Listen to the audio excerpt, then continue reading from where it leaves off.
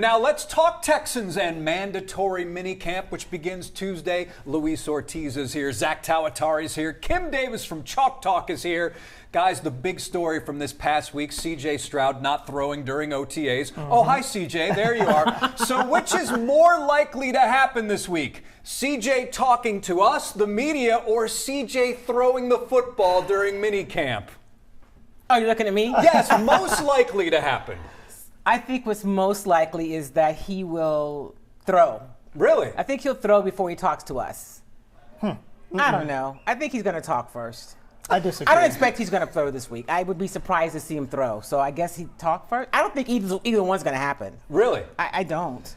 Those are good odds, actually. I do think that he's going to throw until training camp. He won't throw until training camp. So I'll say, if we don't have to pick one or the other, he'll talk to us before he throws. But I also agree with Kim there. I think he might not do neither one of them. So, Kim, you are saying neither? I am saying neither. Okay, so let's mark that as neither. Yeah. The CJ general soreness has taken a mind of its own nationally, and it may be in the Texans' best interest to put CJ out there. If I had to guess which would happen first, I would say CJ talks to us before we see him throw the football. I agree, because I think it's just going to be a matter of so much pressure being on the team to have some kind of explanation that they would eventually make him talk in these 2 days. However, I don't really think either one is going to happen. I just think that if you had to pick which one is more likely, they could put pressure on him to talk. You can't really put pressure on him to throw. No, you're not going to put. There's no pressure on him to talk. I mean, that they can. They don't owe anyone anything when it comes to whether CJ's what kills CJ. Right, the questions are just going to come more and more. Look, listen, Nick Caley kind of dealt with that pressure that Zach's talking about, because DeMeco Ryans already was the first one to address this situation, right? And then Nick Caley, who's the offensive coordinator, the new offensive coordinator of the team, and he's the one that's, developing the plays and everything and working hand in hand with CJ Stroud. He just said, hey, look, DeMeco already talked about this, right? So they're all going to say the same thing, and they're just going to go back to DeMeco already addressed it. Yeah, I don't think there's any pressure. I don't think the Texans operate like that. I don't think that they are going to succumb to, it's mini camp, right? It's June. And I think if we get to late July and CJ's not throwing, I think we've got something. Yes. So I'm kind of the nothing to see here. I know some people are like, but he hasn't played since January, but we don't know when the soreness started.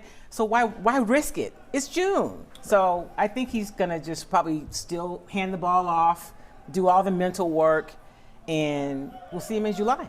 Yeah, I guess what I just mean is that if you're going to make him do one thing as a team, it's definitely not going to make him do it. They're not going to make him do it. Okay. I'm just saying, if you are to have to pick which one is more likely, it's more likely they would ask him to talk as opposed to ask him to physically throw if his shoulder is still in fact sore. And he would get a ton of questions about the shoulder, though, right? It'd all be about the shoulder. I think they wouldn't even put him in that position. They're not going So then what are you doing? Okay, how bad is it? When did you I don't see that happening. How did it happen? When did you notice? Right. Yeah. Can you rate the pain?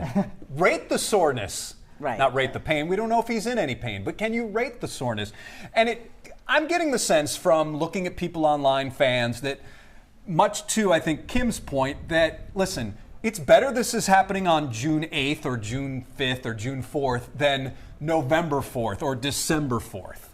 Oh. And I think that's the general consensus of Texans fans out there. It should be, but they're also freaking out and paranoid that this is going to be season ending in some way. That's the length that people are going to. Or lingers throughout the season. Right, like that's the conclusion that some people are jumping to. But yes, it's better it's happening now. Luis is pointing. Okay, this might be a reach, but we were all kind of confused as to why they drafted a quarterback, right? So you just touched on maybe being a season-ending injury. But you've got to go. Now here's the thing. This is a quarterback that we don't even know can play. Yeah, I think because that's of his injuries. I have another theory about why he's here, and it has nothing to do with CJ. I just think that we're not going to talk to CJ because that would be pressure. How is he going to navigate this? Because one or two people won't just ask. Everyone's going to ask, and they're going to ask the same question 5 different ways. That's not going to be productive. So I think we'll see him throw in July. And if not, then there's serious questions about what's really going on with his soreness. Yeah. I don't know. Should we bother talking about anything else? Well, listen, this is where D'Amico, I don't want to say earns his money because he works hard all the time. Yep. But it's for him to keep it together, right? I think the way he handled the other day, shutting it down, saying, listen, I've answered the CJ question because he'd answered the same question about 3 times. And so there's nothing else about CJ. Procedure has a procedure been done was certainly the right follow-up question. But again, the Texans don't owe anyone any information, not at this time of the year. Come regular season, that's a different animal when you're dealing with what the NFL requires. Absolutely. All right.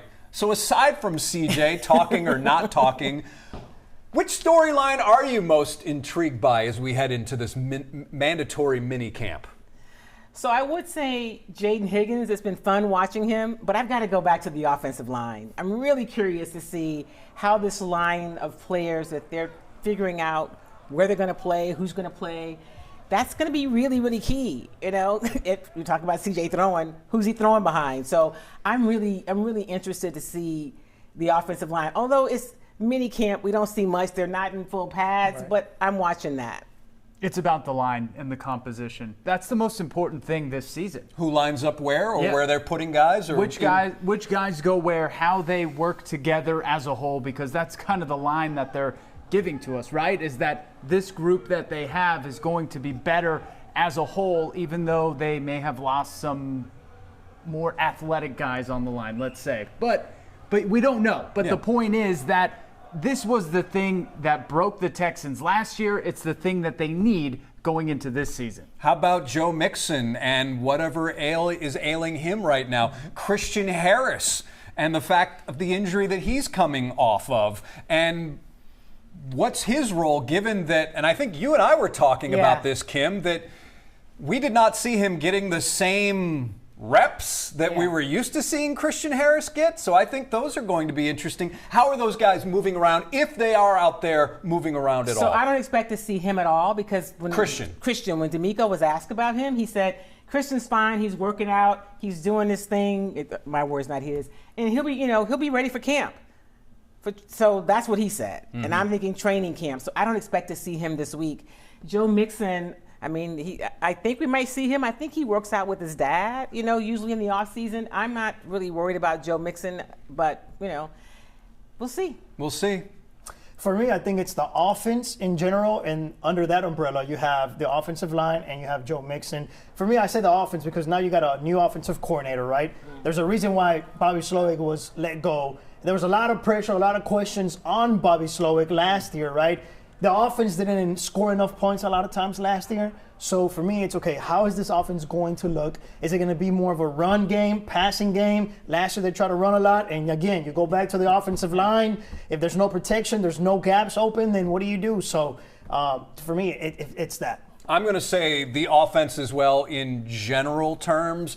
How much work can they get done, or how much progress can be made now that everyone, in theory, is around? So I think that's going to be interesting. Now, what kind of answer will we get from the decision makers, namely D'Amico, about what was done? It's probably going to be, we've made a lot of progress, the evolution's going fine, but I think that that's a very intriguing storyline. Will the offense have more of the swarm mentality? Definitely the defense had that last year.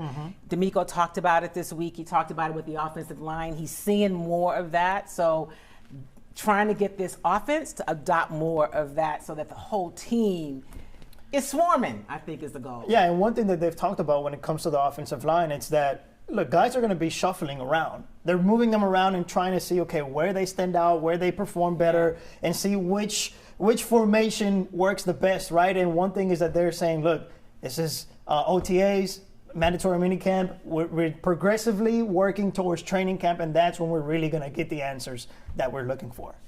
And that is our Texans talk here on Sports Extra. Much more on KHO U11+.